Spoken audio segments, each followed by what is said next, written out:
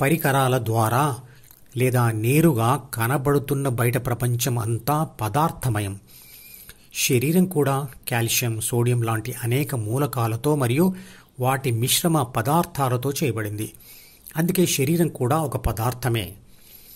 శరీరంలోని నేను లేదా ఆత్మ ఒక కనపడని సంపూర్ణ శక్తి. కానీ ప్రాథమిక మనసు మరియు ద్వితీయ మనసులు పదార్థము మరియు శక్తి కలిసి ఉన్న జ్ఞాపక పుస్తకాలు. పైన చూపించిన చిత్రపటంను గమనించండి. ఆత్మశక్తి మరియు 3 బాధ్యతలు, 6 గుణాల సూచనలు ఉన్న ప్రాథమిక మనసు రెండూ కూడా న్యూరాన్ కణం లోపల కలిసి ఉంటాయి. మెదడులో అలాంటి న్యూరాన్ కణాలు 8600 కోట్లు ఉన్నాయి. న్యూరాన్ కణం పనిచేయడం అంటే అందులోని ఆత్మశక్తి ప్రాథమిక మనసులోని సూచనలను చదివి పనిచేస్తున్నట్లే.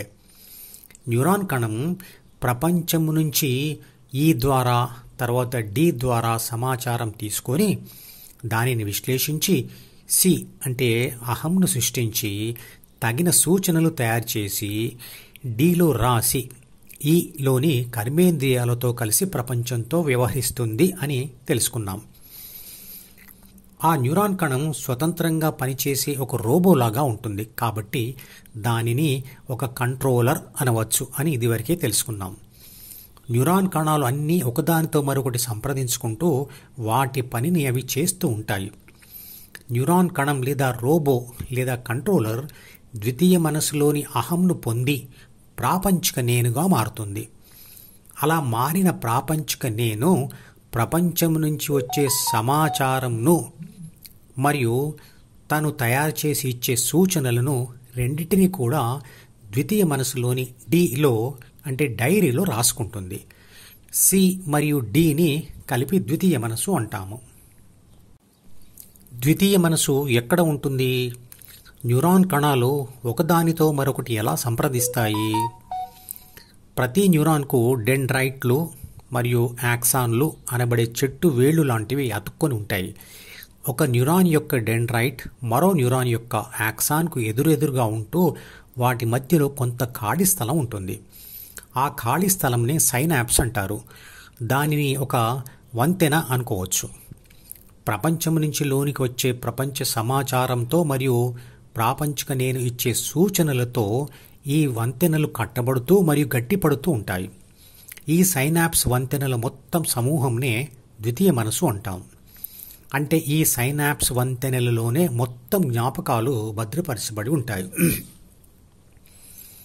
అంటే న్యూరాన్ కణాల మధ్యలో ఉండే స్థలంలోనే ఆ వంతెనల సమూహం లేదా ద్వితీయ మనసు ఉంటుంది. కొత్త రకమైన సమాచారం మరియు కొత్త రకమైన సూచనతో కొత్త రకమైన సైనాప్స్ వంతెన దారి ఏర్పడుతుంది.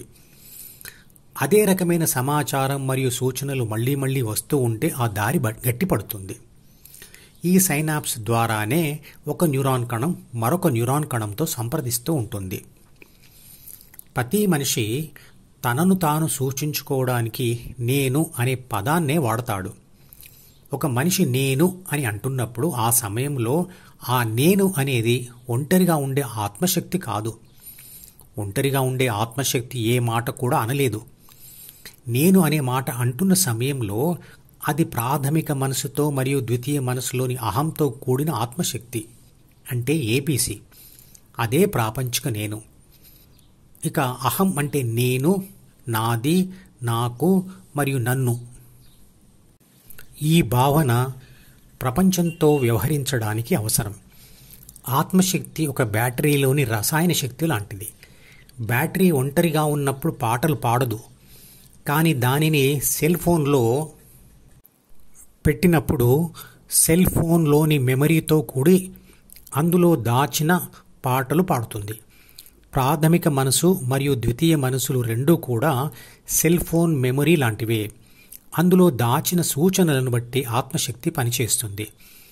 ప్రాథమిక మనసు అనేది జీన్స్తో రాయబడిన పుస్తకం. అది తల్లిదండ్రుల నుండి శిశువుకు పుట్టుకతో వస్తుంది. కానీ ద్వితీయ మనసు అనేది శిశువులోని ఆత్మ, ప్రాథమిక మనసు మరియు అహంతో అంటే ఏబీసీగా మారి రాసిన రాతలే. ప్రాపంచిక నేను అంటే ఏబీసీ ముందు 2 దారులు ఉంటాయి. ఒకటి ద్వితీయ మనసులోని ప్రాపంచిక కోరికల ద్వారా మరియు జ్ఞానేంద్రియాల ద్వారా ప్రపంచానుభవాలు పొందే దారి, అంటే DEF. ఇక రెండవది ద్వితీయ మనసులోని ధ్యాన కోరిక ద్వారా హృదయం మీద ధ్యాస పెట్టి ఆత్మానుభవం పొందే దారి, అంటే GH దారి. మరి మనం ఏ దారి ఎన్నుకుంటే మంచిది? మధుపదం యూట్యూబ్ ఛానల్లోని ప్రతి వీడియోకి ఒక నెంబర్ ఇవ్వబడింది. 1వ నెంబర్ వీడియో నుండి మొదలుపెట్టి వరుసగా చివరి వీడియో వరకు చూస్తేనే ధ్యానశాస్త్రం సంపూర్ణంగా అర్థమవుతుంది.